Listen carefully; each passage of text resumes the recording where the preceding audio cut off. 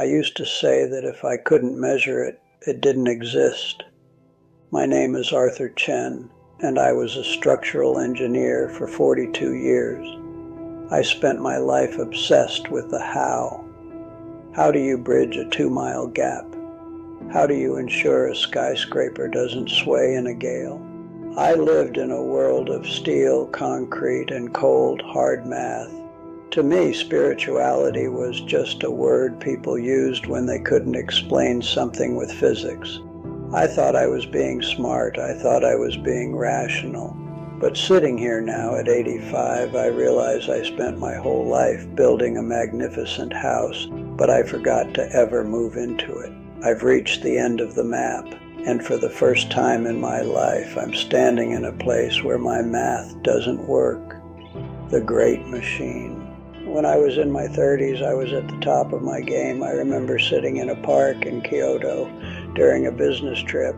There was a monk nearby just sitting. He wasn't doing anything. He wasn't producing anything.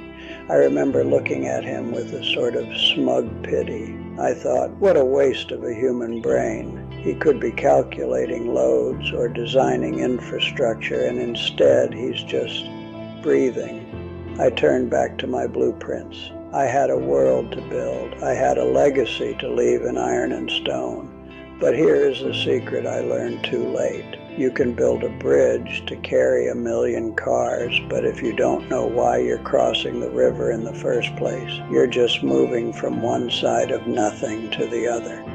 I treated my life like a machine to be optimized, but I forgot that a machine doesn't have a soul. It just performs until it breaks. The sound of the silence. The regret didn't hit me all at once. It leaked in. It started when I retired. Suddenly the how was gone. I didn't have any more bridges to build. I sat in my quiet house and realized I had no internal language. When the doctors told me my heart was tired, structurally unsound, ironically, I looked for comfort. I looked for a way to understand the why of my existence. I went to my bookshelves, but they were full of manuals and codes. I went to my memories, but they were full of deadlines and stress. I had ignored the why for so long that the muscles of my spirit had atrophied.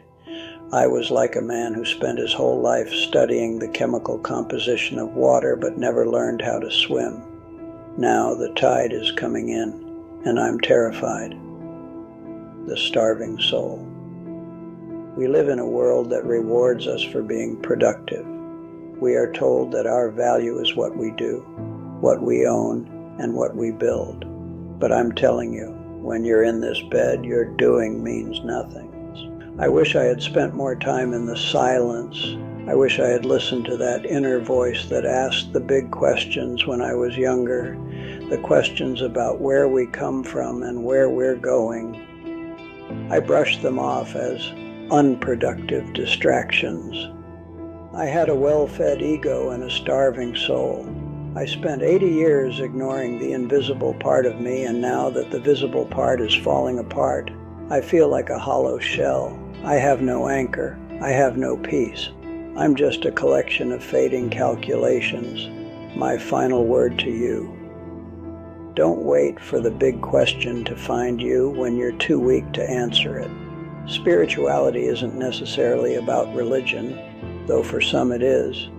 It's about acknowledging that there is more to you than your skin and your paycheck. It's about feeding the part of you that doesn't show up on a resume. Take time to be unproductive. Sit in the park like that monk. Ask the questions that don't have easy answers.